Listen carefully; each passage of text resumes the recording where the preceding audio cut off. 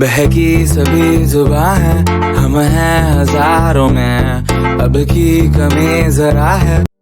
Hello friends, welcome back to my channel. कैसे हैं आप लोग? आई होप अच्छे होंगे। तो फ्रेंड्स, सुबह सुबह मुझे ठंडी थोड़ी लग रही थी, तो मैं छत पे आई थोड़ा धूप लेने के लिए, और धूप बहुत अच्छी निकल गई है। तो मैंने सोचा चलो ठीक है, अब थोड़ा एक्सरसाइज कर लेते हैं। फिर मैंने एक्सरसाइज किया थोड़ी देर तक।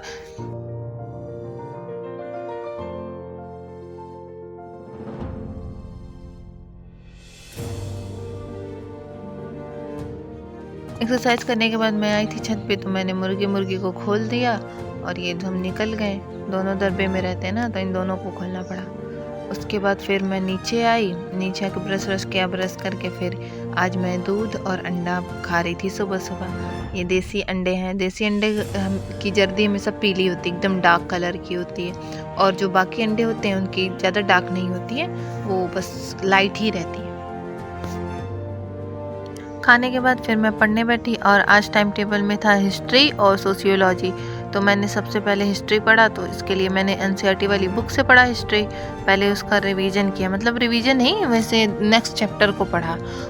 सुबह में तो मैं पढ़ाई कर रही थी, सब कुछ अच्छा चल रहा था, पर लास्ट में जो होता है उसे देख के आप भी शॉक हो जाएंगे। और आराम से देखते रहिए और वीडियो में बने रहिए, लास्ट तक देखिएगा। अगर आप स्टार्टिंग से नहीं देखेंगे तो आपको समझ में नहीं आएगा कि लास्ट में क्या हुआ। उसको पढ़ने के बाद फिर मैं खान सर जो पढ़ाए थे हिस्ट्री, उसका रिवीजन किया मैंने, क्योंकि उसके साथ साथ वो भी पढ़ लो तो थोड़ा कुछ याद हो रह जाता है, याद हो जाता है अच्छे से। उस, उसके बाद विजांग सर जो पढ़ाए थे हिस्ट्री, उसका मैंने रिवीजन किया। ज़्यादा मैंने पढ़ा नहीं था उनसे लास्ट टाइम, इसीलिए बस ज़्यादा पेजेस नहीं है रिवीजन करने के लिए, 1-2 पेजेस ही हैं। मैंने 1-2 क्लास ही अटेंड की थी बस उनकी। इसको पढ़ने के बाद मैंने कहा चलो उनकी क्लास अटेंड कर लेते हैं। फिर मैं गई उनके ऐप पे, ओचांक एनी टाइम लर्निंग ऐप पे। फिर मैं वहाँ से डाउनलोड करके रखी थी पहले ही। फिर मैंने क्लास अटेंड की 2 घंटे तक।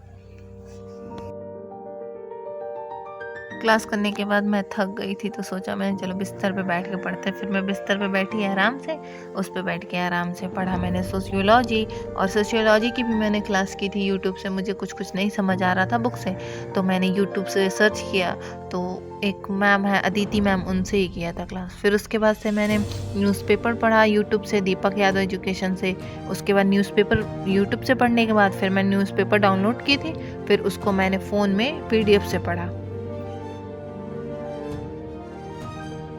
इसको पढ़ने के बाद फिर शुरू हुई असली कहानी। मुझे भी नहीं पता था ऐसा कुछ होने वाला है। फिर मैं खालू का वेट कर रही थी जाने के लिए डॉक्टर के पास, और खालू उधर गए हुए थे। थोड़ी देर बैठ के वेट किया, फिर खालू आए, फिर मैं जा रही। ये देखिए, अब ये देखिए, ये है रोड हमारे यहाँ की। ये है सबसे अच्छी रोड, जिसको अच्छी रोड माना जाता है, गाँव की सबसे अच्छी रोड माना जाता है। और उसकी हालत देखिए कितनी बुरी है।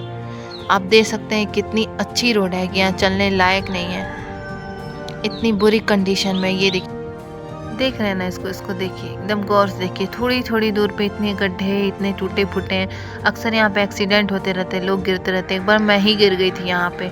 उसके बाद अब आगे देखिए इसकी वजह से क्या होता है। फिर उसके बाद मैं गई धीरे धीरे किसी तरह करके, मैं हॉस्पिटल के पास पहुँची, और ये रहा नहर।